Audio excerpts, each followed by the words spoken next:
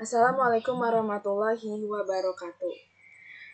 Perkenalkan, nama saya Nadia Umari Nurhasna. Di sini saya akan menjelaskan mengenai program audit pada PT Supra Boga Lestari Tbk.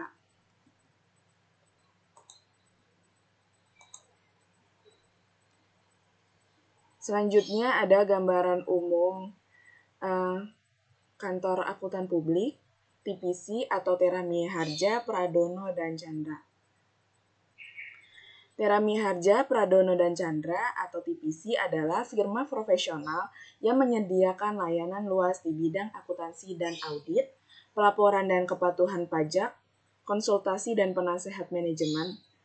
TPC adalah firma anggota Roth International atau Roth & Partner, firma audit, hukum dan konsultan multidisiplin di seluruh dunia yang telah berkembang menjadi 86 kantor di sekitar 39 negara. Yang membantu klien mengembangkan bisnis mereka secara internasional dan meningkatkan nilai global mereka.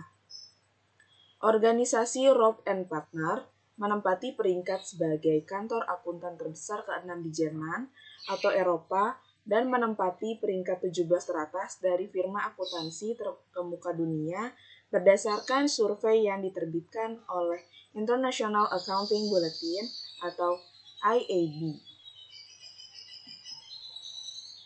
Selanjutnya ada gambaran umum perusahaan PT Supra Boga Lestari. PT Supra Boga Lestari Tbk didirikan pada tanggal 28 Mei 1997 dan bergerak di bidang perdagangan retail modern. Nama perusahaan tidak berubah hingga saat ini. Pada tahun 1998, perusahaan mengawali usaha retail modern dengan membuka supermarket pertama dengan nama Ranch Market, yang merupakan lisensi waralaba dari Ranch Market USA.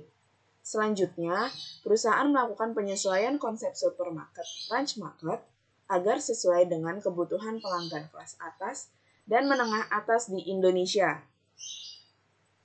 Sehingga, toko-toko Ranch Market yang dibuka setelahnya adalah sudah sesuai dengan konsep perusahaan, yakini sudah sesuai dengan visi misi perusahaan. Pada tahun 2007, perusahaan mengembangkan konsep supermarket baru yang ditujukan untuk pasar pelanggan kelas menengah dan menengah ke atas dengan membuat brand baru yaitu Farmers Market. Supermarket Farmers Market memiliki area yang lebih luas dan produk-produk lokal yang lebih variasi. Perusahaan melakukan perjanjian pemutusan lisensi atau termination agreement dengan Ranch Market USA pada tahun 2010. Selanjutnya, perusahaan melakukan perjanjian untuk memperoleh izin penggunaan merek Ranch Market di Indonesia dan terpisah dengan Ranch Market USA. Pada tahun 2020, perusahaan telah mengoperasikan 48 toko yang terdiri dari 16 Ranch Market, 29 Farmers Market, 1 The Government by Ranch Market, dan 2 Day-to-Day oleh Farmers Market yang berlokasi di beberapa kota di Jakarta, Jabodetabek, Surabaya, Malang, Balikpapan, Samarinda, Pekanbaru, Ambon, Dumai, dan Palembang. Selanjutnya, di sini ada Dewan Direksi PT Supra Boga Lestari. Yang pertama ada Ibu Ms. Farah Kanjaya, selaku Direktur Utama sejak tahun 2016, dengan pengangkatan terakhir berdasarkan rapat umum pemegang saham tahunan perusahaan pada tanggal 18 Mei 2017. Beliau meraih gelar Sarjana Industrial Chemist dari New South Wales University Sydney, Australia. Beliau bertanggung jawab dalam mengarahkan jalannya perusahaan secara keseluruhan untuk mencapai target yang telah ditetapkan. Selanjutnya ada Bapak Harman Siswanto, memegang jabatan sebagai Direktur sejak tahun 1997 dengan pengangkatan terakhir berdasarkan keputusan Rapat Umum Pemegang Saham Tahunan Perusahaan tanggal 18 Mei 2017. Beliau meraih gelar Bachelor of Science and Business Administration dari Ohio State University, Amerika Serikat. Beliau bertanggung jawab atas supply chain dan pembelian atau procurement. Selanjutnya ada Bapak Suharno Kusumojoyo, memegang jabatan sebagai direktur sejak tahun 1997 dengan pengangkatan terakhir berdasarkan keputusan Rapat Umum Pemegang Saham Tahunan Perusahaan tanggal 18 Mei 2017. Beliau meraih gelar Bachelor of Business Administration dari University of North Texas, Amerika Serikat. Beliau bertanggung jawab atas bidang Human Management, Capital, dan General Affairs. Selanjutnya, Ibu Cho Pit Yen memegang jabatan direktur sejak tahun 2012 dengan pengangkatan terakhir berdasarkan keputusan Rapat Umum Pemegang Saham Tahunan Perusahaan pada tanggal 18 Mei 2017. Beliau meraih gelar Master of Business Administration in Production Operation, Management and Marketing dari University of Wisconsin, Whitewater, and Bachelor of Business Administration in Finance dari Loyola Marymount University, Amerika Serikat. Beliau bertanggung jawab atas bidang informasi dan teknologi. Selanjutnya, yang terakhir ada Ibu Maria Suwarni, memegang jabatan direktur tidak terafiliasi sejak tahun 2012 dengan pengangkatan terakhir berdasarkan Rapat Umum Pemegang Saham Tahunan Perusahaan pada tanggal 18 Mei 2017. Beliau meraih gelar sarjana ekonomi dari Universitas Katolik Atmajaya, Yogyakarta. Beliau bertanggung jawab atas bidang marketing dan merchandising.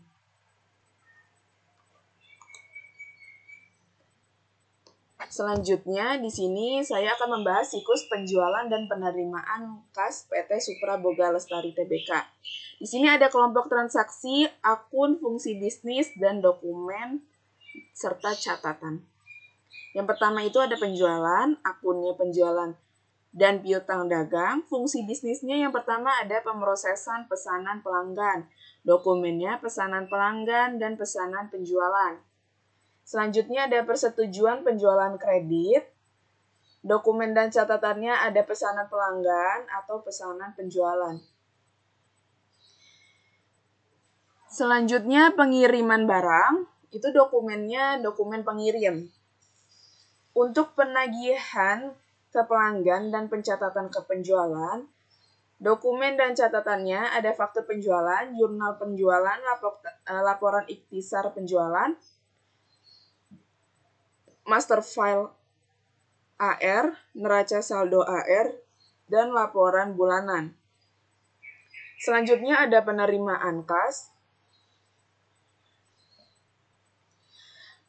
bank, debit dari penerimaan kas, piutang dagang. Untuk fungsi bisnisnya ada pemrosesan dan pencatatan penerimaan kas. Dokumennya ada nota pembayaran, daftar awal penerimaan kas, dan jurnal penerimaan kas. Selanjutnya ada cadangan dan retur penjualan. Akunnya cadangan dan retur penjualan piutang dagang. Fungsi bisnisnya ada pemrosesan dan pencatatan cadangan dan retur penjualan.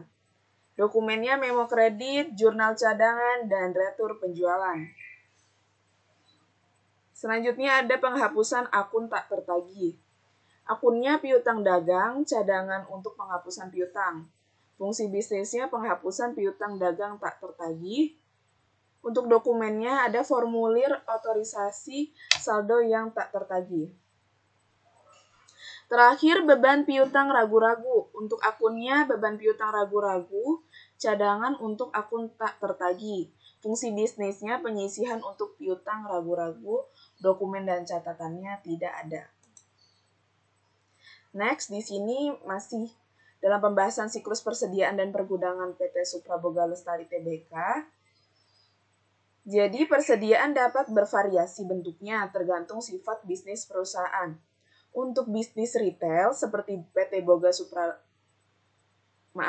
Supra Boga Lestari Tbk atau penjualan dalam partai besar, akun tersebar dalam laporan keuangan adalah persediaan barang dagang yang tersedia dijual. Nah, yang pertama-tama itu ada bahan baku, persediaan awal bahan baku, ada pembelian, serta ada persediaan akhir. Nah, dalam bahan baku ini ada bahan baku yang digunakan. Selanjutnya ada biaya tenaga kerja langsung, biaya tenaga kerja langsung aktual, dan biaya tenaga kerja langsung aplikasi. Selanjutnya ada overhead manufaktur, ada overhead aktual, ada overhead yang diterapkan. Untuk bahan baku, biaya tenaga kerja langsung dan overhead manufaktur ini masuk kepada saldo awal. Dan biaya tenaga kerja langsung, overhead manufaktur masuk ke saldo akhir. Ya. Selanjutnya ada barang setengah jadi. Ini harga pokok produksi. Ya. Saldo awal, saldo akhir, barang jadinya sama HPP. Selanjutnya HPP.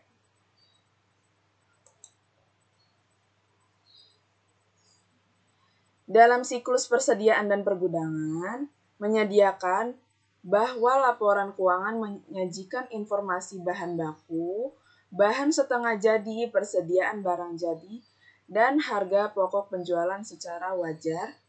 Audit atas siklus persediaan dan pergudangan dapat dibagi menjadi 5 aktivitas yang berbeda. Nah, bisa dilihat ada pemrosesan pesanan pembelian, dokumennya ada permintaan pembelian dan pesanan pembelian. Penerimaan bahan baku, dokumen terkaitnya ada laporan pengiriman dan faktur vendor. Penyimpanan bahan baku ada berkas utama persediaan perpetual bahan baku. Untuk pemrosesan barang, ada pembelian bahan baku, pencatatan akuntansi biaya. Penyimpanan barang jadi, berkas utama persediaan perpetual barang jadi, pencatatan akuntansi biaya.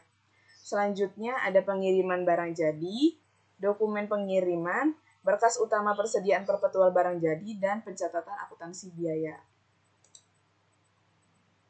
Selanjutnya di sini akan membahas mengenai hubungan antara bagian audit dengan siklus persediaan dan pergudangan yang diuji. Dari tabel ini menunjukkan kelima bagian dari audit siklus persediaan dan pergudangan yang saling terikat satu sama lain.